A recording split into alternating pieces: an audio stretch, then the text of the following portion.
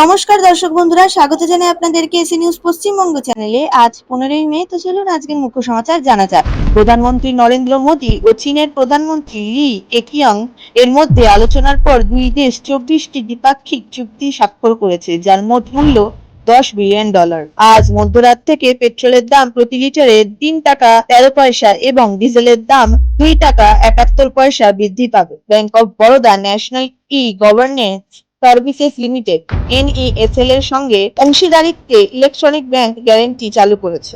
National medical commission NMC ঘোষণা করেছে যে একটি জাতীয় মেডিকেল রেজিস্টার চালু করা হবে, যেখানে সমস্ত নিবন্ধিত চিকিৎসকদের তথ্য থাকবে। নেপালের পাসাং দাওয়া শেরপা 26তম বার এভারেস্ট আরোহণ করে রেকর্ড গড়েছে।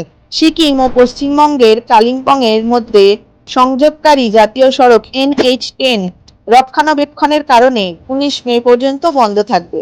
আইটিসি হোস্টেল শিলিগুড়িতে নতুন হোটেল মোমেন্টোস বাই আইটিসি হোটেলস চালু করার জন্য চুক্তি স্বাক্ষর করেছে। আজ 15ই মে 2025 কলকাতায় তীব্র গরম ও আর্দ্রতা বিরাজ করেছে।